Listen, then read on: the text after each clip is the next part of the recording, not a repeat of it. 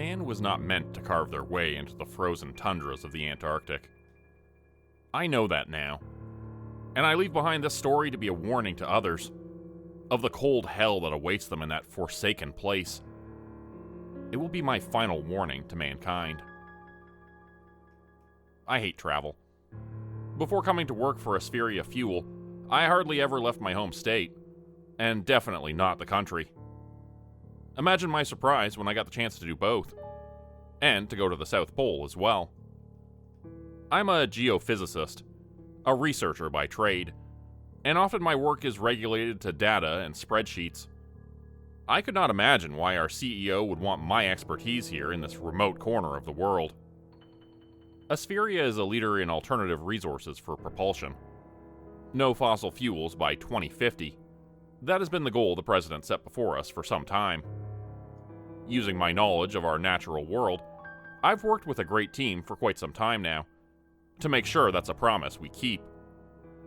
It's true, this is a bold and ambitious plan, but it's rare you find dreamers who actually make good on their word.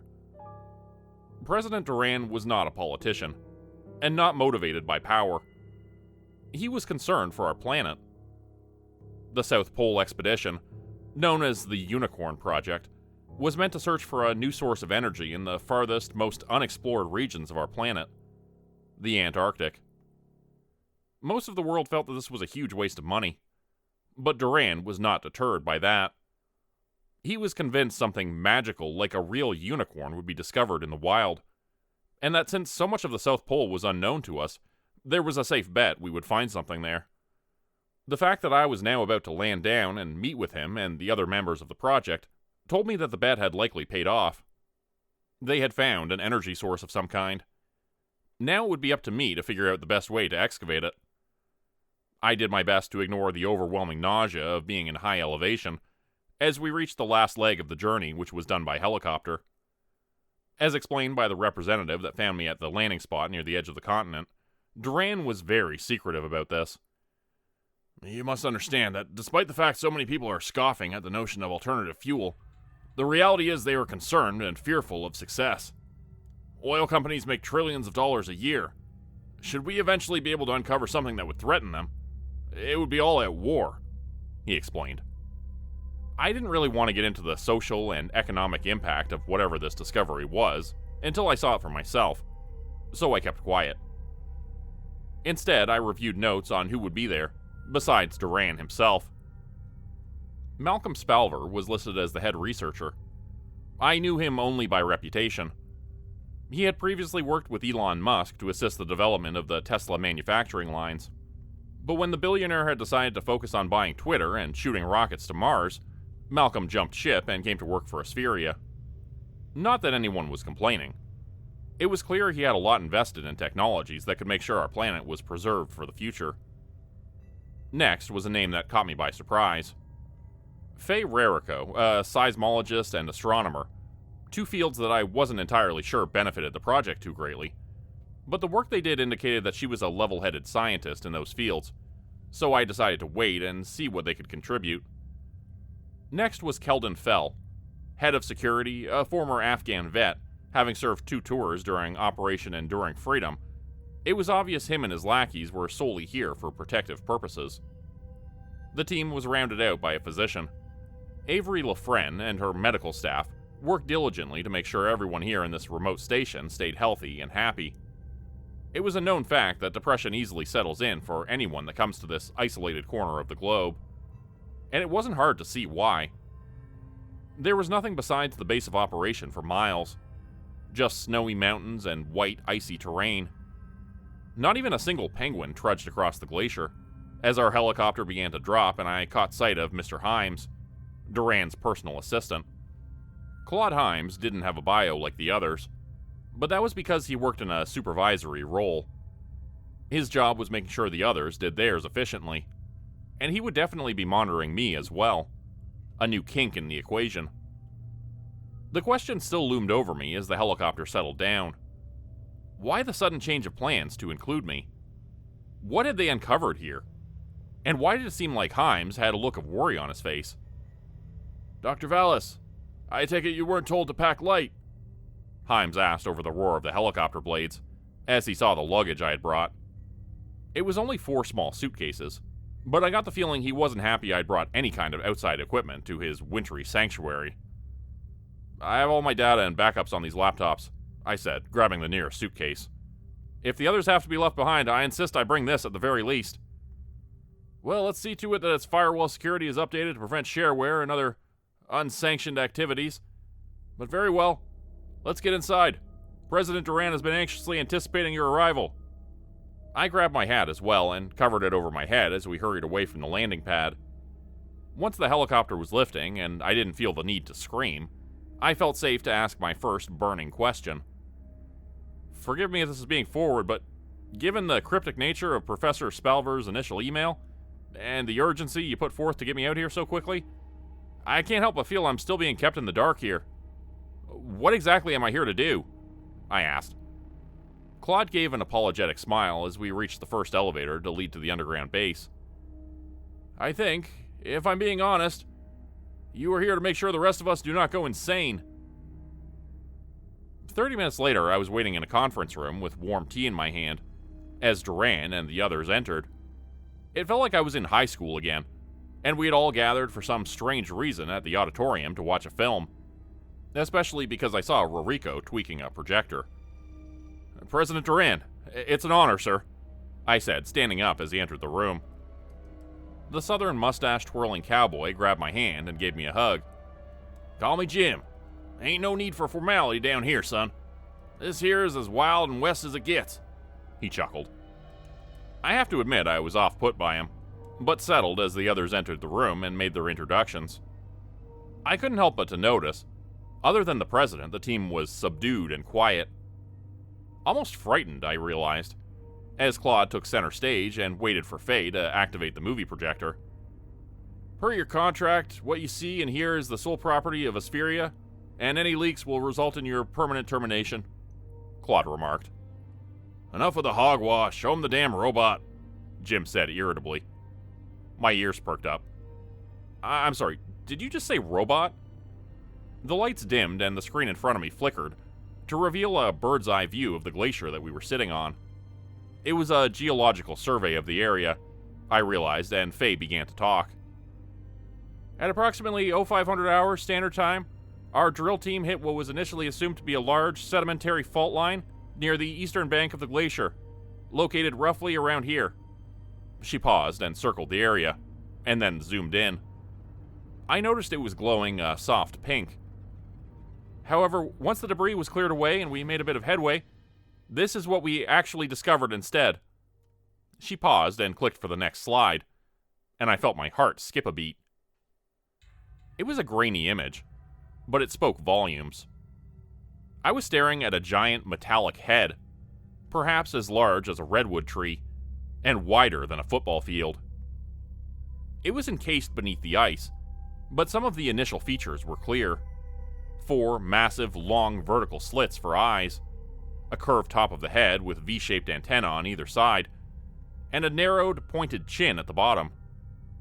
There appeared to be long tendrils of cords on either side of the head, like some sort of motion apparatus, and I could see that beneath that there were small glimpses of the abdomen and torso, indicating it was quite massive.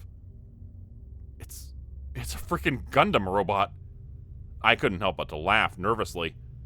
I wanted to tell myself this was a weird joke, but no one else was cracking up. Even Jim got dead silent. Malcolm approached the central podium and changed the slide to the next image, which showed spikes of energy within the giant frozen mech. As you can see, this is the energy source we were actually trying to get at for the past 3 months. Our surveys have led us to one of the most monumental discoveries in human history. The first confirmed evidence of advanced technology from outer space. Hold your horses now, we don't know it's alien. That's why we brought Valis to work his magic, Duran pointed out. I felt a sick twist in my stomach. I wasn't prepared for this. You're saying you want me to determine if whatever it's outputting as a means of power can be safely used here on Earth? I guessed. In short, yes. It's obvious by scans that the thing's been frozen in the ice since before the dinosaurs. So how it has managed to somehow store its energy for this long in reserve is something we desperately need to understand. But we also need to make sure that whatever that method is can also be viable for Aspheria, Malcolm answered. So, what do you say, Doc? Can you get the robo to dance for us? Jim said with a chuckle. My mouth was dry, but my heart was pounding. I think I need to see this damn thing for myself. It was even more impressive sitting there beneath my feet. The ice had been chopped away now with the gear to reveal that we could enter, but before I dared to go in, I asked if anyone else had explored the interior. Security Chief Keldon showed me photographs that a drone had taken of the headpiece, and the contraptions that connected it to the shoulders. It looked very similar to designs of a cockpit that we might use, and for some reason this knowledge unsettled me. One reason we need your expertise is because there have been several incidents with our workers getting ill from being within the robot for too long, the doctor explained. I'm sure you might be surprised to learn we used to have double the staff here. They're all sick? I asked in surprise. And unfortunately, it's beyond my capability or the equipment we have on site to properly diagnose them, Avery said with a curt nod. I made the call that anyone going inside the mech should wear protective gear, and Malcolm pointed out one issue they had was they didn't have a lot of that type of stuff. Doesn't Duran sign the blank checks around here? Get him to order some. No one should be putting themselves at risk going in that thing, I pointed out. They gave each other an uncomfortable look, and I got the feeling that despite how friendly the president seemed, he was also a demanding boss. They had been waiting to get this thing dug, and I knew that there probably was a schedule to keep up with, meaning Duran might have decided to take risks and move faster at the risk of his staff. Fine, we take turns then. I should go in alongside Miss Rarico. We can do a more thorough survey of the mech and take samples tonight, I ordered. About an hour later, Faye and I had suited up, and we were going down into the dark, metallic mech. The hum of the lab was soon drowned out by the silence of what had once been used for God knows what, and I couldn't help but to feel a sense of unease as we started towards where I guessed the main control panel was. I noticed you haven't been trying to make any theories about where this hunk of junk came from, Faye commented once we were far enough away from the others. My helmet lamp clicked on and illuminated the path ahead as we walked toward the neck ladder, and I commented, Wouldn't be very wise to speculate. We can accomplish more by gathering evidence. You're a very straightforward and logical scientist, Dr. Vallis. Please, just call me Logan. And I'm sure that's one reason Duran called me. For example, if this thing were a threat to us or humanity, we need to figure that out fast before we start accidentally activating it. We paused as we reached the top of the helmet, and I looked around the room. Nothing seemed to stir, just an empty, barren room once filled with computer and wire. I reached over to touch one of the consoles, and found it a bit strange there didn't seem to be any sort of dust on the surface. Are you sure this thing's still active? Maybe all we're detecting is the stored fuels from millennia gone by, Rarico commented. Before I answered, I turned toward the back of the massive mech helmet and froze in place, my headlamp shining directly on what looked to be a doorway that led into an observation deck. Perhaps what surprised me the most was that it looked like it might be active. I think this answers your question, I said softly as we stepped into it, and I saw holographic imagery of the solar system and beyond. Astounding. This has never happened before, she commented. I couldn't help but wonder how it had mysteriously activated as I walked about the starry planetarium, and wondered how these aliens had so meticulously mapped out our quadrant all those ages ago. Faye reached out for one of the glowing spheres that seemed to operate the display, and touched it. Suddenly she screamed out in pain and fell to the ground, grabbing her head and spasming. The stars in the display swirled about a bit faster and faster, a chronological hologram of our heavens from the past, racing by as I went to her side to help her. The spasms in her body seemed to get worse as the display sped up, and then, at last, it stopped to show an icy blue world hovering near an asteroid belt. I was temporarily distracted by the display, wondering if this might be a vision of Earth from the Ice Age. But I needed to focus on Faye instead and radioed for help. Medics found us, and we returned to Duran's base to try and plan our next move as she was monitored. I reported back everything that happened to Claude, who looked a bit concerned, but also made it clear we couldn't stop now. When that hologram was occurring, the energy levels went through the roof. We've got to complete the survey and see how we can excavate the ice, or you're going to need to convince the world of something that can't be verified. And let's not forget the potential threat here. Or we simply walk away from this before anyone else gets hurt, Keldon said. He seemed reluctant to want to return to the mech, and that basically meant no security. Jim wasn't going to be deterred, though, and ordered that we begin taking samples that same hour. I took my equipment, too tired to argue, and trudged back to the robot. It was time to find out exactly what the origin of this metallic monstrosity was, and since everyone else was too busy to join me, that also meant I had to go alone into the depths. Keldon advised against it, and originally Claude had said with so many people getting sick, going deeper wasn't allowed. But I was positive the source of energy we needed was near the core of the mech body. Duran wanted results, and I honestly wanted to get this all done and go home. I started down the grimy interior, the noises of my own footsteps and my heartbeat all that I could hear.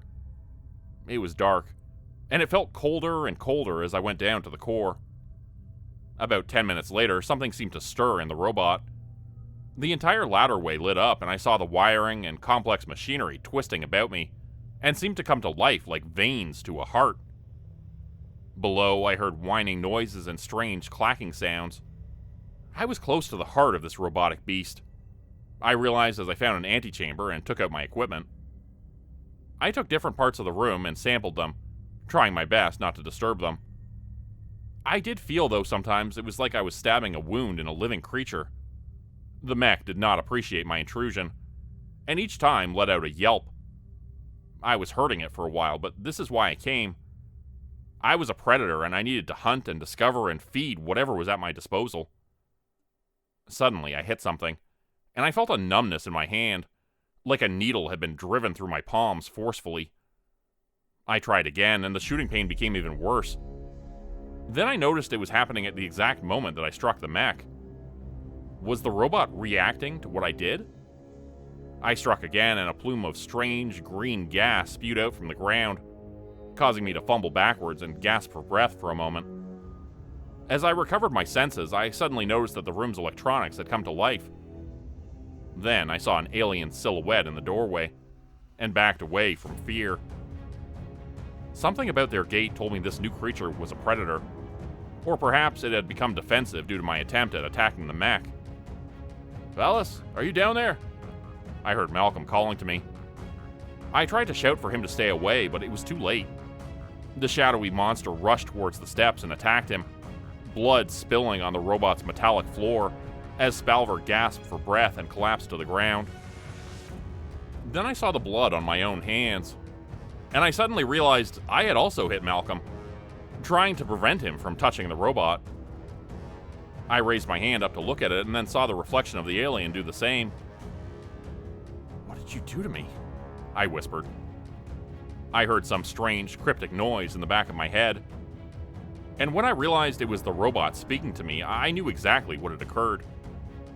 I hurried back up the ladder, shouting to my colleagues above. The shadow was right behind me, and as I moved, I suddenly realized that the massive mech was also beginning to rumble and activate. The ice around us began to shake as I reached the control module. Then I made it out to the base, where I saw Claude and President Duran hurrying to find out what the ruckus was all about. "Stay back! It's coming to life!" I said, raising my hands up. That was the last thing I remembered, as the ice suddenly cracked and the robot moved its gigantic arms towards the base. Darkness and shattering noise filled my head as I fell into the void, the ice and cold and rocks crumbling around me as I hit something wet beneath. I don't really know how long I laid there. When I did wake up, I saw that I was in a makeshift infirmary. Military personnel had been called in for some kind of rescue. As I fluttered my eyes open, I saw that Claude, Dr. Avery, and Keldon were also being treated. Claude was the only one able to stand. "What happened?" I asked. "The mech. It destroyed our base of operations. My God, Valis, what did you do down there?" he whispered. "It infected me. That is no mere robot. It's a living thing. I can feel it still inside my head. It wants me to help it," I said. suddenly realizing I understood what the strange shadows were telling me. "It's inside of you?" he asked in surprise, checking my charts and muttering. "This explains some of your spiked levels. Your entire biology has begun to transform," Claude said.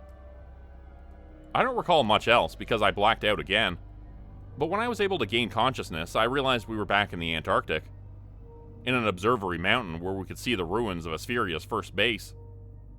I tried to move my wrists and then noticed I was strapped down. "Logan, you're awake," I heard a familiar voice say as they walked in. Dr. Avery only had one leg now, likely lost the other one in the initial accident, and she looked at me the way a circus trainer would a wild animal. I was a threat, or possibly a puppet.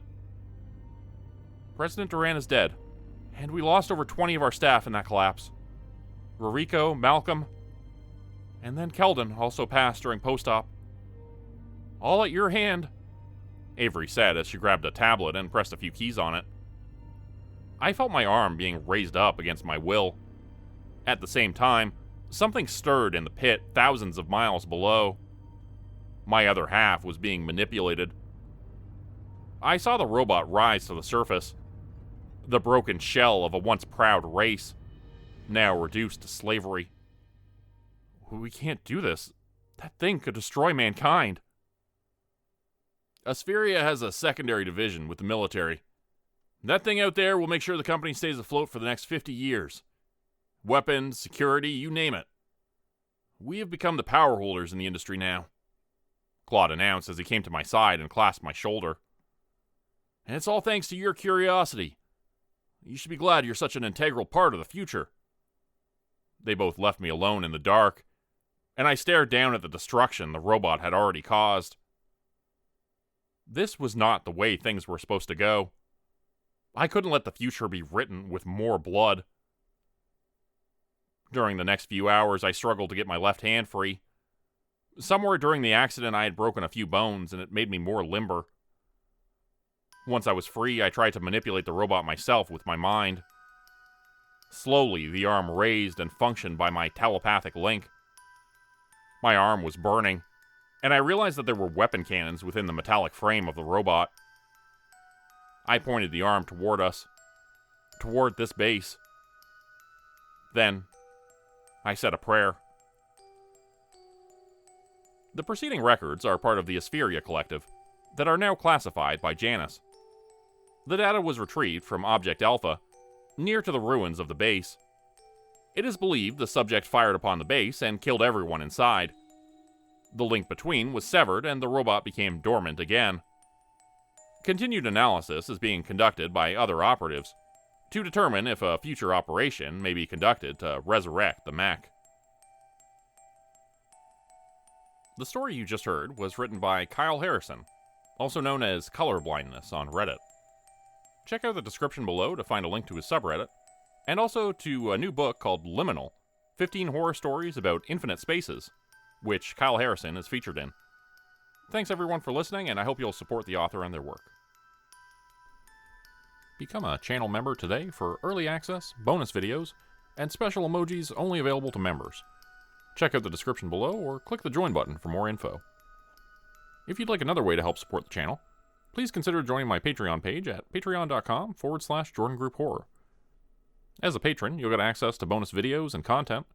You'll be credited at the end of every video going forward, and if you decide to stay for 3 months, I'll name a character after you, which will be featured in a Hollow's End story. Links to join the Patreon are in the description.